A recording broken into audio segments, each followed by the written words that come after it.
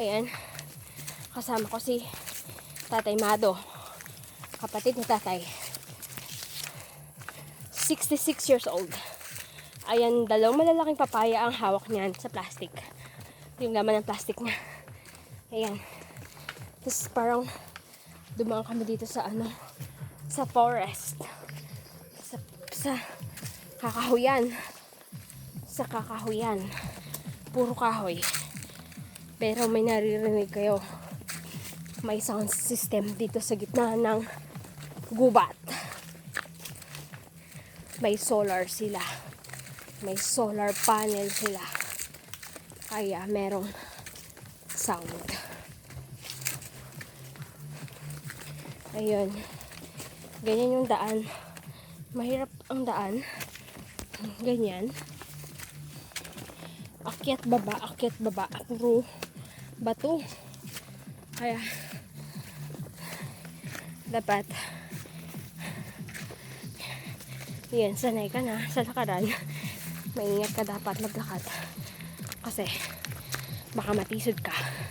Matapilok ka sa bato. Ayan.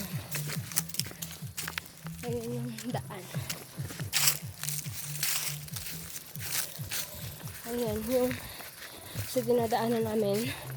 May mga kamuting kahoy, saging, may kadyos, may kalabasa, maraming tanim.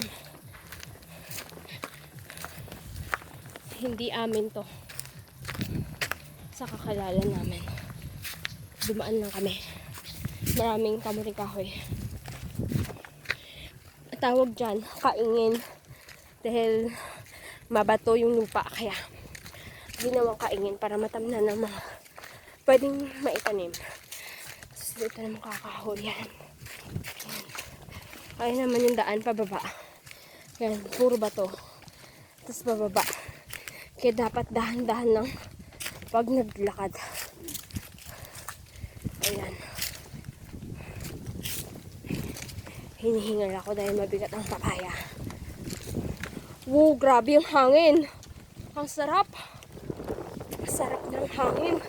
Uy, ang sarap ng simoy ng hangin. Fresh na fresh.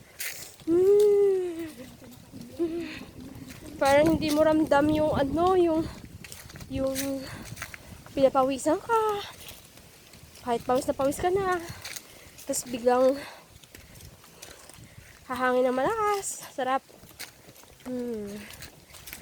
Ayan, may kalabaw. Kalabaw ng kapitbahay. Ayan. O yan, ayan si ate natapilok. Muntik na.